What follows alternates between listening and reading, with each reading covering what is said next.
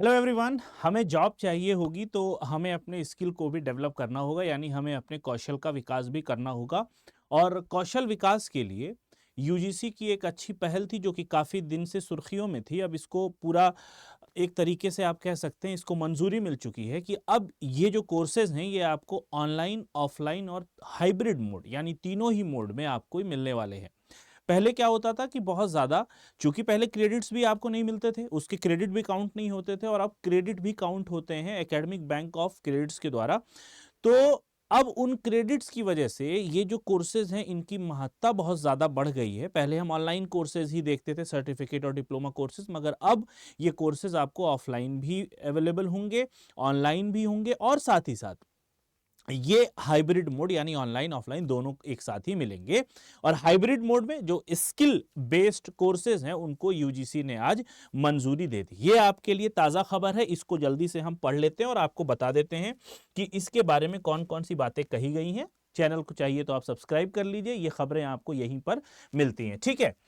Assessment में university के साथ शामिल होंगे इंडस्ट्री एक्सपर्ट। यह भी बात ध्यान में रखने वाली है कि इंडस्ट्री के जो तजुर्बे हैं या जो इंडस्ट्री का अनुभव है इसको भी हमारी शिक्षा में जोड़ने की कोशिश की जा रही है, जिसको हम एंटरप्रेन्योरशिप कहते हैं। और अभी अगर आपने ड्राफ्ट 2025 का देखा हो तो इसमें जो ऐसे लोग हैं जो एंटरप्रेन्योरशिप किए हुए हैं या फिर जो इंडस्ट्री के जुड़े हुए हैं, उनके पास अनुभव, उस अनुभव से उनको असिस्टेंट प्रोफेसरशिप के लिए भी रखा जा रहा है, इसलिए यह भी जरूरी हो जाता है। तो विश्वविद्यालय अनुदान आयोग यूजीसी ने देश की सभी यूनिवर्सिटीज को ऑनलाइन, ऑफलाइन और हाइब्रिड तीनों में से किसी भी मोड में स्किल बेस्ड इस कोर्सेज शुरू करने की मंजूरी दे दी। यानी कोई भी यूनिवर्सिटी है इसको ऑनलाइन या ऑफलाइन या हाइब्रिड तीनों में से कोई एक मोड चुनना होगा और अपने यूनिवर्सिटी में स्किल बेस्ड कोर्सेज चलाने होंगे। ठीक है। असेसमेंट में कोई ढिलाई ना हो, यानी जो मूल्यांकन हो रहा है उसमें कोई ढिलाई ना हो, इसके लिए बहुत कड़े दिशा निर्देश भी जारी किए गए हैं। इंडस्ट्री के साथ मिलकर शुरू किए जाने वाले कोर्सेज में असेसमेंट की प्रक्रिया यूनिवर्सिटी और इंडस्ट्री को संयुक्त रूप से पूरा करना होगा। यानी जो आपको या आपका जो मूल्यांकन होगा वो यूनिवर्सिटी और इंडस्ट्री, ये दोनों ही के मिलने से होगा, यानी दोनों ही आपका असेसमेंट करेंगे, आपका मूल्यांकन करेंगे। छात्रों की प्लेसमेंट में मदद के लिए यूनिवर्सिटी को अपनी जिम्मेदारी निभानी होगी। यूजीसी के अध्यक्ष प्रोफेसर एम जगदीश कुमार का कहना है कि स्किल कोर्सेज को ऑनलाइन, ऑफलाइन या जिसको हम फिजिकल कहते हैं या हाइब्रिड मोड में चलाने की मंजूरी से छात्रों के पास अपनी पसंद के हिसाब से विकल्प चुनने की आजादी होगी। और ये हमें पता है, जब हम बात कर देंगे CBCS choice based credit system की, तो इसमें भी वो चीजें इंक्लूड हो जाएंगी। पढ़ाई के साथ साथ अब सभी छात्रों को स्किल डेवलपमेंट पर ध्यान देना होगा, ताकि पढ़ाई पूरी करने के साथ साथ वह अपनी आसानी से जॉब पा सके या खुद का बिजनेस शुरू कर सके। कुल मिला के एम्प्लॉयबिलिटी, रोजगार परकता को बढ़ाने के लिए यह कदम उठाया जा रहा है। प्रोफेसर कुमार का कहना है कि इंडस्ट्री के साथ मिलकर चलाए जाने वाले कोर्सेज के असेसमेंट प्रक्रिया में इंडस्ट्री के भी प्रोफेशनल शामिल होंगे।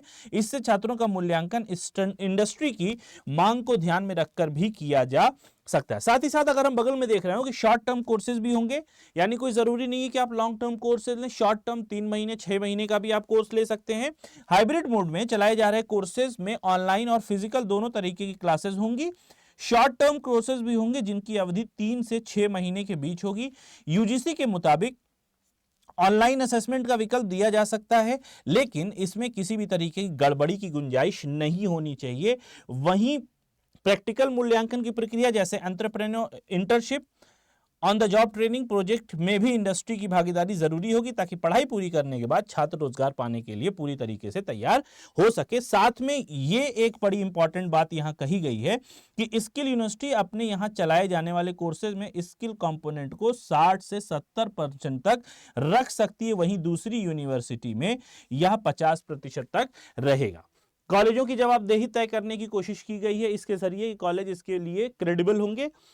अब यहां पर एक और बात है, चूंकि मैंने अभी बात करी, एनईपी भी जो आया था वो भी एम्प्लॉयबिलिटी की बात कर रहा था, और दुनिया भर के जो बदलाव हो रहे हैं वो भी रोजगार की बात कर रहे हैं, इसीलिए यहां पर प्लेसमेंट का भी खास ध्यान रखा गया है।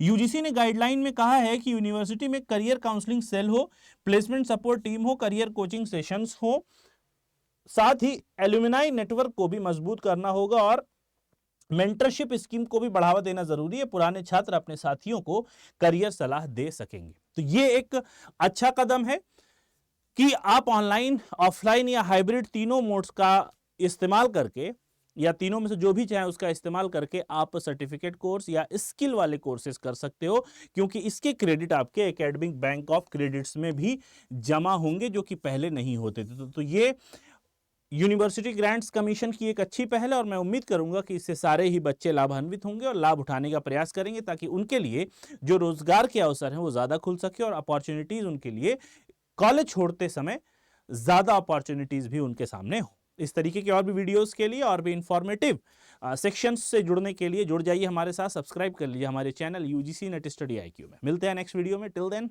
Have a nice day, bye bye.